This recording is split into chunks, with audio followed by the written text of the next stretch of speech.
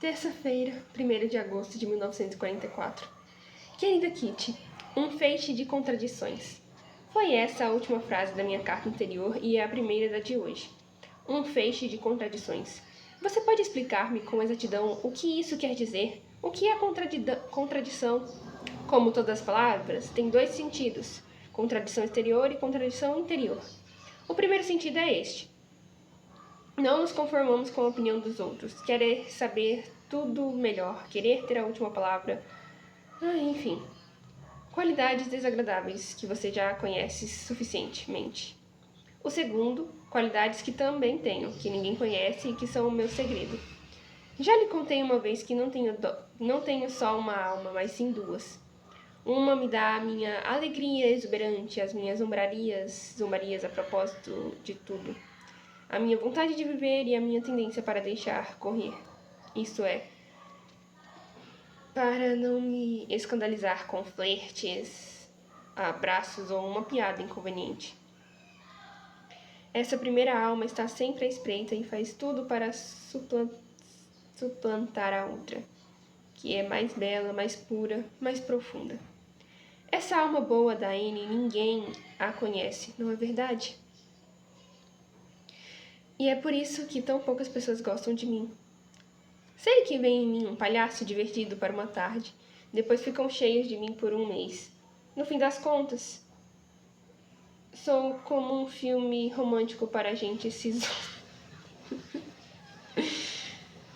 sisuda, uma simples distração, um divertimento. Alguma coisa que se esquece depressa, não exatamente má, mas também nada de especial. Não me é agradável contar isso, mas, por outro lado, por que não havia de contar-se a pura verdade? Esse meu lado superficial tentará sempre afastar o outro, o mais profundo, e alcançará por isso a vitória. Você não pode fazer ideia de quantas vezes tenho tentado repelir, espancar ou esconder essa N, que não passa da metade daquilo que se chama N. Mas não serve de nada, e bem sei por quê. Tenho medo de que todos os que me conhecem, tal como costumo ser, possam descobrir o meu outro lado, o mais belo, o melhor. Tenho medo de que trocem de mim, me achem ridículo e sentimental, e não me levem a sério. Estou habituada a não ser tomada a sério, mas é justamente a Anne mais fácil que suporta isso. A mais profunda não tem forças para tanto. Empurro-a às vezes a boa Anne para a luz da ribalta, mesmo que seja por um escasso quarto de hora, mas logo que ela tem de falar, contrai-se e fecha-se de novo da sua concha, passando a palavra a N número 1. E antes que eu me dê conta, já a boa N desapareceu. É por isso que a N terna e simpática nunca vem à superfície na presença das outras pessoas. Mas é a sua voz que domina na solidão. Sei exatamente como eu gostaria de ser, sei como sou no íntimo. Mas infelizmente só sou assim quando estou sozinha comigo. E isso é, talvez, não seguramente, a razão por que chamo a minha natureza íntima uma natureza feliz e por que os outros chamam feliz a minha natureza exterior. No meu interior, a N pura é que indica o caminho. Exteriormente, não passa de um cabritinho que pula de alegria e de animação. Como eu já disse, vejo e sinto as coisas de um modo e exteriorizo-as de outro, e tenho, por isso, a fama de ser uma rapariga doida por rapazes, sempre a flertar, sempre impertinente, sempre lendo romances. A Anne, alegre, ri, dá respostas atrevidas, encolhe os ombros com indiferença, como se isso nada tivesse que ver com ela, mas, ai de mim, a Anne calada reage ao contrário. Como sou sempre franca, confesso que tenho pena, que me esforço terrivelmente por me modificar, mas que luto sempre contra forças superiores às minhas. Dentro de mim uma voz sussurra. Vê o resultado? Más opiniões a seu respeito, caras trocistas, consternadas, gente que a acha antipática e tudo isso porque não quer ouvir os conselhos do seu próprio lado bom. Ai, bem que eu queria ouvir, mas não pode ser. Quando estou calada e séria, todos pensam que estou a representar uma nova comédia. Para me salvar, só me resta dizer uma piadinha. Pior ainda quando se trata da minha família, que imagina logo que estou doente e me impinge pastilhas contra as dores de cabeça e o nervosismo, que me toma o pulso a ver se tenho febre, que pergunta como funciona o aparelho digestivo para em seguida censurar o meu mau gênio. Não suporto semelhante coisa. Quando me tratam dessa maneira, torno-me ainda mais impertinente. Fico triste e, por fim, viro meu coração do avesso, com o lado mal para fora, o bom para dentro, e continuo a procurar um meio para vir a ser aquela que gostaria de ser, que era capaz de ser, se não houvesse mais ninguém no mundo. Sua N. Aqui termina o diário.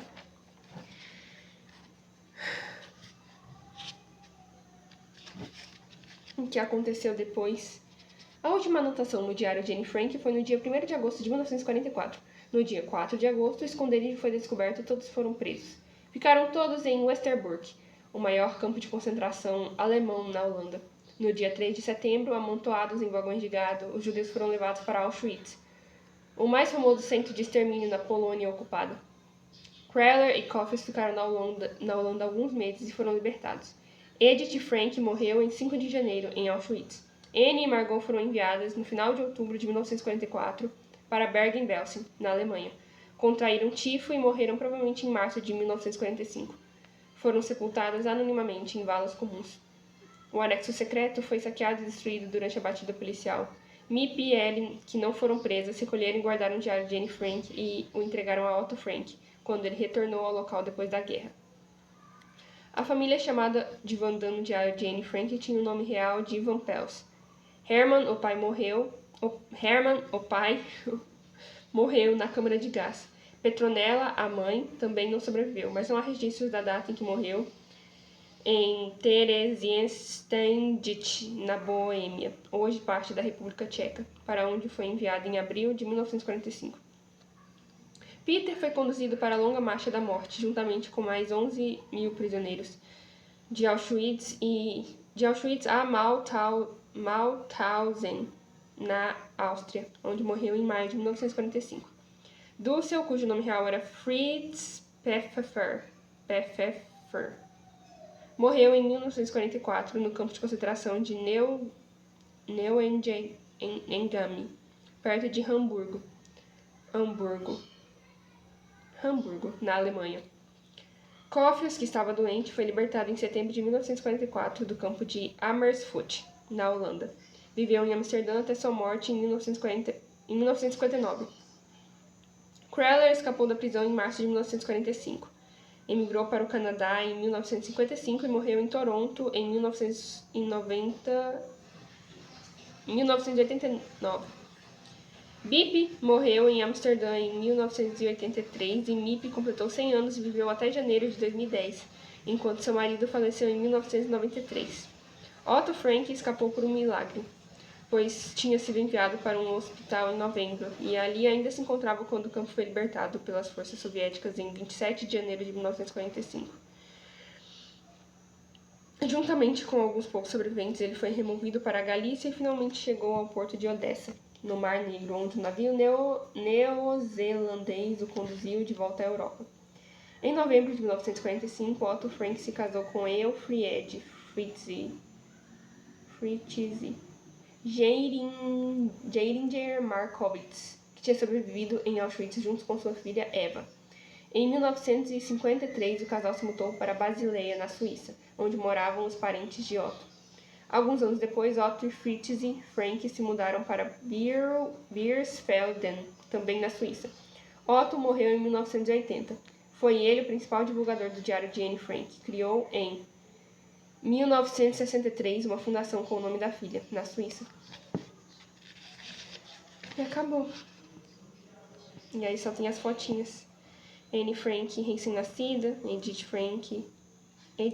e o Sr. Frank em lua de mel. Claymer Closure, os dois grandes benfeitores da família da Anne. O prédio, número 23, em Amsterdã também, onde funciona o museu da Anne Frank. A entrada do esconderijo do anexo, a escada da passagem, uma foto da família, 41. O casamento da Mip, o escritório, a Mip, a Anne, a Mip de novo, diário da exposição do museu e as irmãs. E mais fotos deles. Eu possivelmente vou chorar depois que acabar esse vídeo, então tchau, Anne.